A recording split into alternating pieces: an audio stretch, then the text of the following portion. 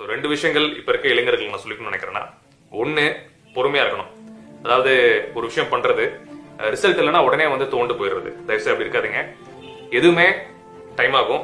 9 மாசத்துல குழந்தை பிறக்கணும்னா 9 மாசத்துல தானே குழந்தை பிறக்குது.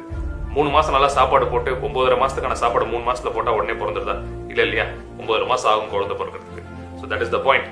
Life is also like that, success is also like that. வாழ்க்கையில சப்ஸ்டான்ஷியலா ஏதாவது ஒரு விஷயம் நடக்கணும்னா கண்டிப்பா பொறுமை. நம்ம உழைக்கிறது ஒரு பக்கம், கடுமையா உழைச்சிக்கிட்டே இருக்கணும். அதோட சேர்த்து பொறுமையை கடைபிடிக்கணும். ஒன்று. ரெண்டாவது, ஃபெயிலியர்னு சொல்றோம், தோல்வி. தோல்வி பயம் நம்ம தூக்கி போடணும். தோல்வின்னு எதுவுமே கிடையாது வாழ்க்கையில.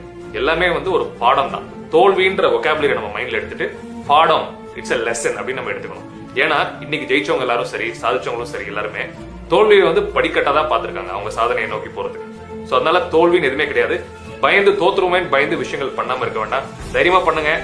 10 விஷயங்கள் பண்றீங்க, 9 விஷயம் தோத்தா கூட அந்த 10வது விஷயம் அந்த 9 விஷயத்துக்கு மேல உங்களை தூக்கி கொண்டு போற மாதிரி ஒரு லெவலுக்கு கொண்டு போய் விட்டுடும். சோ தோல்வி பயம் வேண்டாம்.